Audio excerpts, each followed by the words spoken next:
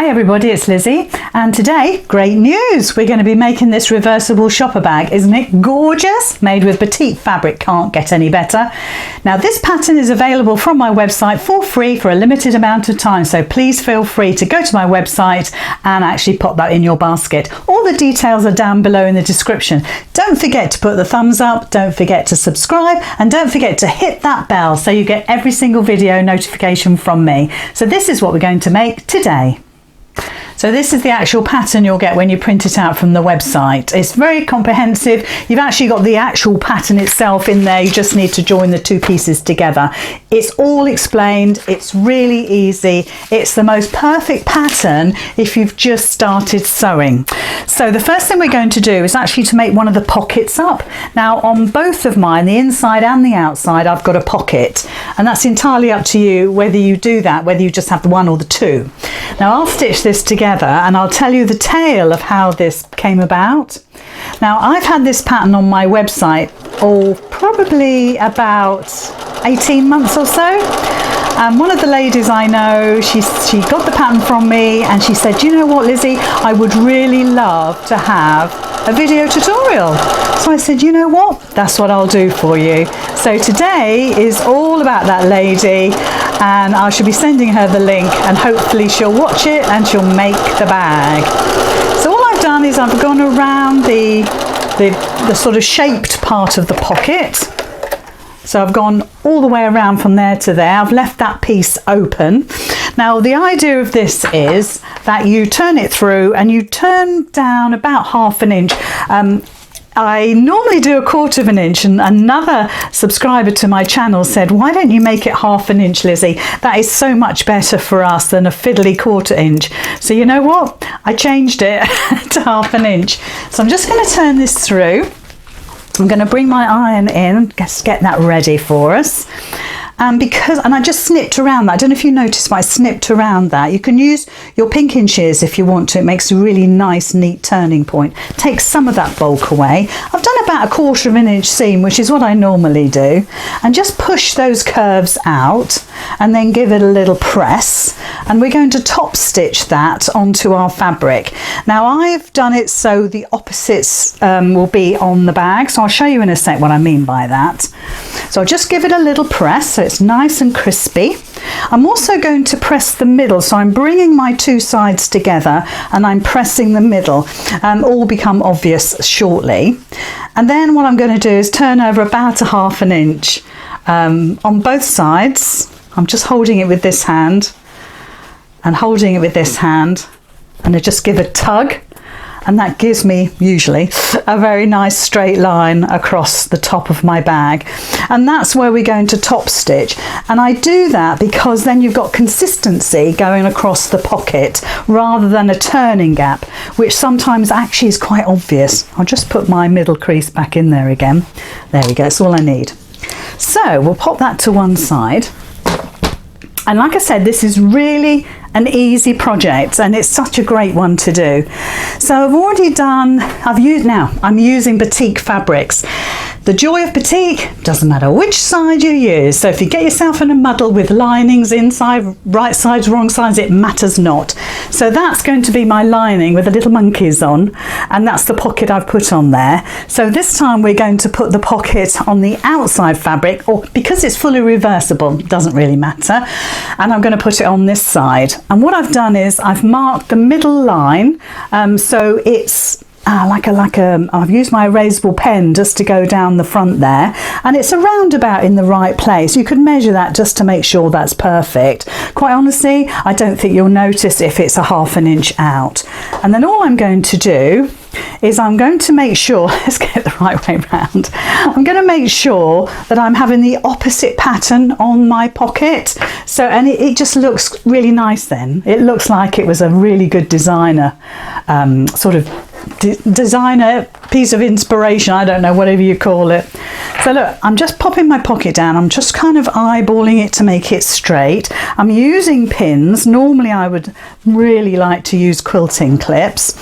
I've already put the wadding on the back of my fabric, so it's going to be lovely and soft. And now all I'm going to do is I'm going to top stitch. Well, first of all, I need to top stitch the top of my pocket, which I haven't done, so I'll do that now. And then I'm going to stitch from here all the way around to here. And actually, as that's on there, I can do that top stitch, no bother. There's never a mistake when it comes to sewing, and it's all down to everybody's different ideas of how they want things to look. And you might want to put a closure on here, or you might want to just leave it plain.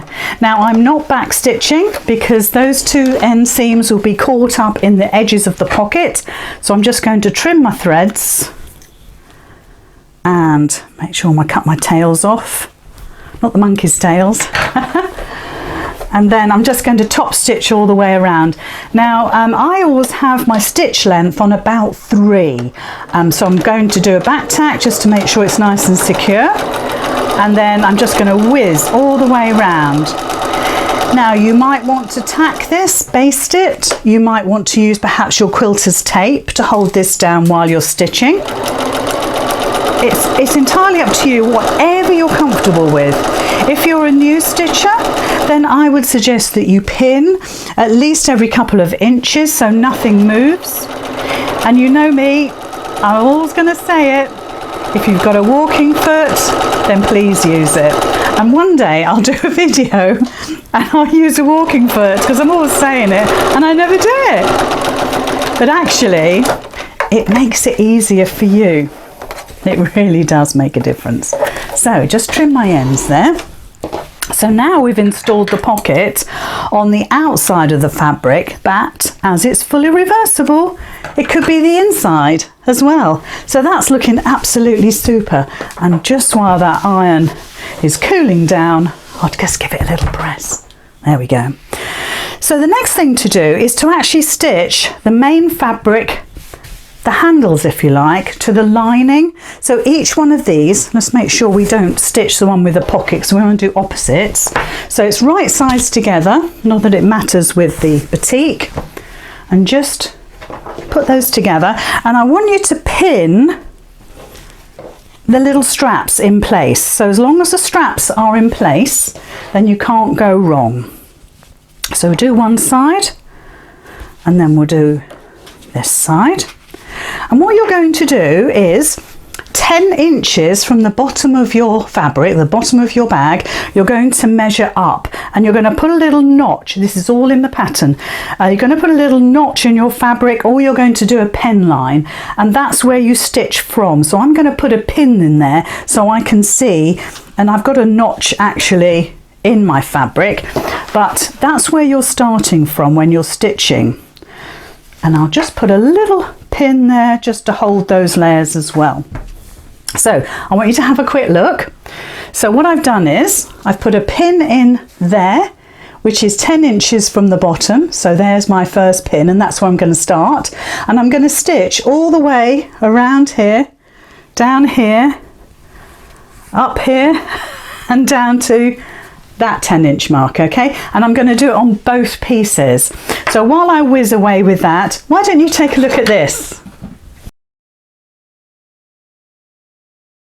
You can find access to my Gold Club from my website. Sign up and you can connect to my Facebook Live events and join in all the fun my Gold Club members have on a weekly basis. And of course you get free patterns. See my Gold Club video on YouTube for more information.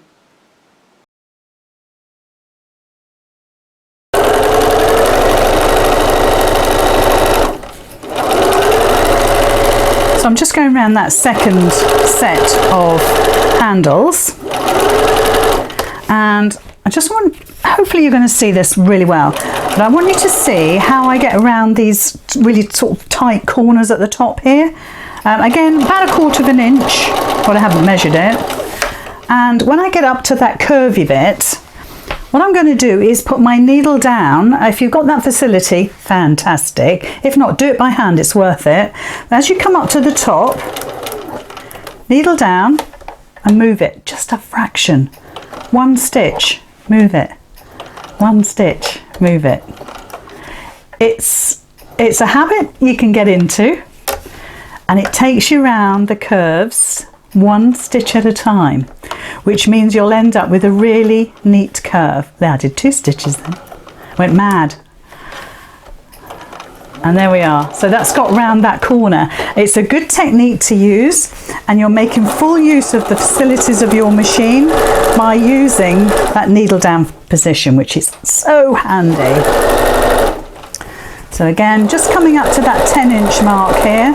I've got a little notch, but I've put a pin in as well, and my notches are matched, and a nice little back stitch there, and there's that 2 pieces done. And then all we're going to do is trim some of this fabric away. You could use pinking shears, like I say, pinking shears are great for taking a lot of the bulk away, but I'm literally going to trim around my curves. And because this is a really curvy bag, you could clip into into the shape, into the corners there as well. I won't bother for this, but that's what you should do or could do. Entirely up to you. I don't lay down rules here. So we've done right sides to right sides with the lining and the main fabric, okay? And that's what you want to do. You want to open it up so it lays flat onto your desk. So now all you're looking at is a square almost. Just make sure your handles are tucked in. We don't want to be stitching those. So now we're going to join those 2 together. All you've got to remember is to put the right fabric on the right side. So we don't want the dotty facing down on this. We want the dotty facing down on the dotty. Does that make sense? Yes. So open it up and place it down, okay, and just line that all up. Now all you have to remember is your 4-inch turning gap, so we'll mark that first with the pins. So I'll make sure my corners are nicely matched up, and this is going to be my lining, but you know it's fully reversible, don't you? So, and actually that's a good time to mention, finishing off, you know what, I'll just run this under the machine, but you could do a ladder stitch. If you don't know what a ladder stitch is, Google it or look it up on YouTube and it'll tell you how to do a ladder stitch. A really useful stitch to learn to do. You just have to make sure these straps are out of the way. You might, I tell you what, you might want to use a quilting clip. Let me show you. And just, it's almost like pinning the ears together, and just use a little clip, and that keeps them well out of your way. Let's find another one. I've got one somewhere. Perhaps I've got one in here. Here we go. I've always got loads. And then just clip the ears together.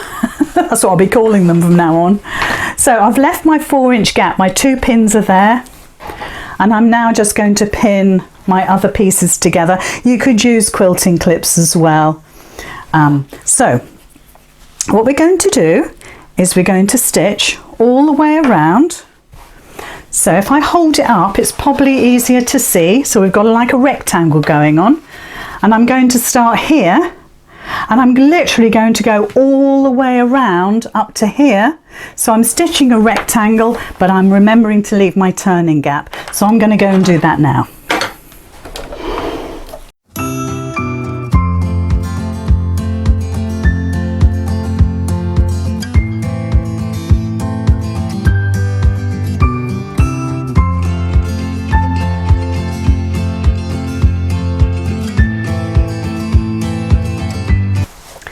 Right, I've gone all the way around. I've left my turning gap. I can trim my corners if I want to, so it's a nice sharp point, but we'll not for speed. We won't do that today. And what you've got here is the most peculiar looking thing with straps all over the place, goodness knows what. But what I really want to show you is the part where the 2 pieces meet, because you're going to have a 1/4 inch play of where your straps start and where your seams are here. So I just want you to go straight across that. I just want you to go straight across and not worry about catching any of those straps, because it'll all work out in the end. So just remember that when you come to that piece. So now what we're going to do is turn it right side round. Like I say, you might want to trim these corners off, but just for speed, I won't. But what I will do is do that afterwards. So just turn the whole thing out. Isn't it pretty? I love the orange. I love orange. There we go. And so what you'll have is the most perfect lining, the most perfect outer, and your straps are lost somewhere in the midst of all of that. So just concentrate on poking out your bag first. Now this is where, if you've got some hemostats, forceps, that type of thing, this is the perfect time to use them, because now you've got to get your straps out. So my straps are tucked in here somewhere, so I'm just going to do the best I can to pull these out. And then what I'll do is, I've got a little pokey tool here, and I'll get the rest out with those. But of course, if you've got like hemostats, you can pop them in there and you can pull those out. So we'll do some. They get kind of lost. I wonder if I've got my hemostats handy. Let's have a look. Let's see. You know what? I've got a drawer full of stuff. I've got these ones. Or I've got big ones. So I'm going to pop those inside and pull that out. And see how easy it is to pull out your straps. So if you've got some, this is a great time to use them. And again, we'll just get some of this out, and then I'll pop those in.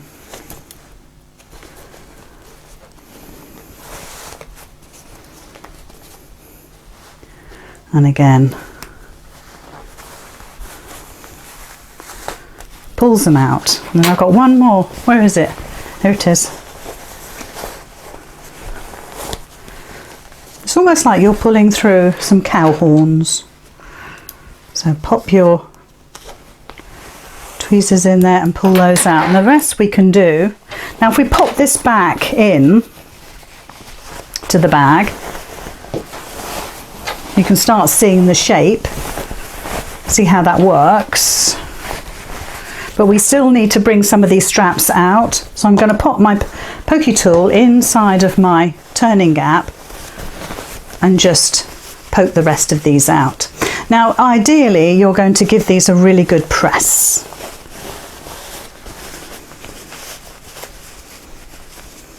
That's two.